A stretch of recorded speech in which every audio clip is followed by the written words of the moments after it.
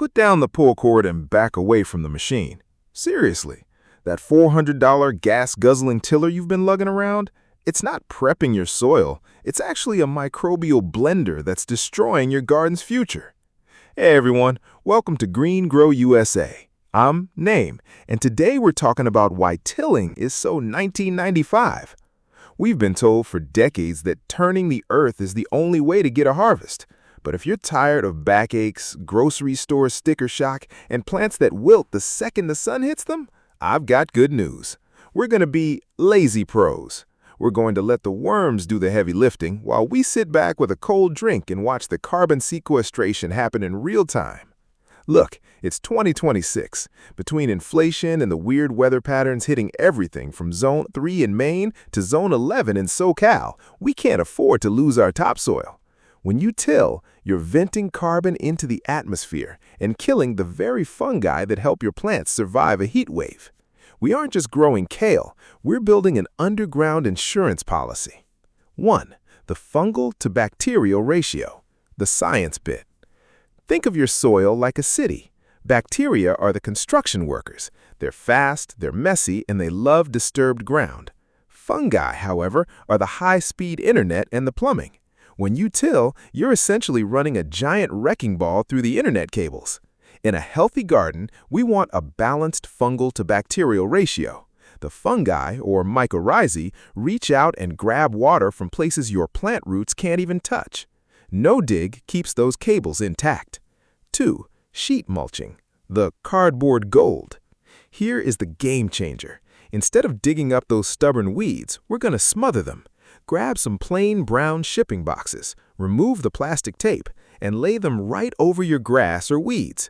This is sheet mulching.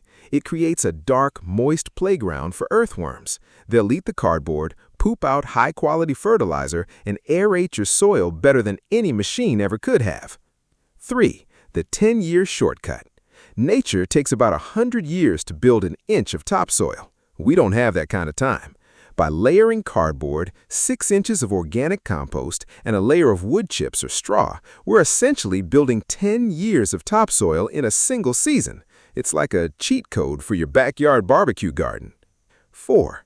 Tackling regional soil issues. We aren't all blessed with that Midwest loam. If you're in the South dealing with Georgia red clay, tilling actually creates a hardpan layer that roots can't penetrate.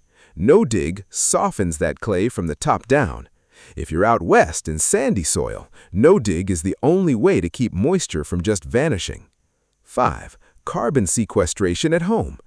Every time you don't till, you're keeping carbon in the ground where it belongs.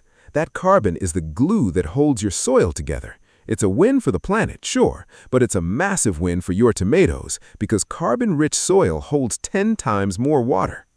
The expert's secret. Here's my lazy pro secret that most people miss, the mycelial bridge. When you start a new no-dig bed, go find a handful of half-rotten leaves from a local forest or an old established tree in your yard. See those white threads? That's active mycelium. Tuck a handful of that under your cardboard. You're essentially inoculating your garden with a local hardy fungal network. It's like giving your soil a shot of supercharged vitamins. We've been conditioned to think gardening has to be a workout. It doesn't. Your mission today? Don't go buy a shovel. Just go into your garage, find 3 large cardboard boxes, remove the tape, and lay them right over a patch of grass you want to turn into a garden bed next year. That's it. 5 minutes of work and the worms are already clocking in for their shift. If you want to see exactly what we plant in these beds to get those 2-pound heirloom tomatoes, hit that subscribe button and ring the bell. Let's grow something together. I'll see you in the dirt.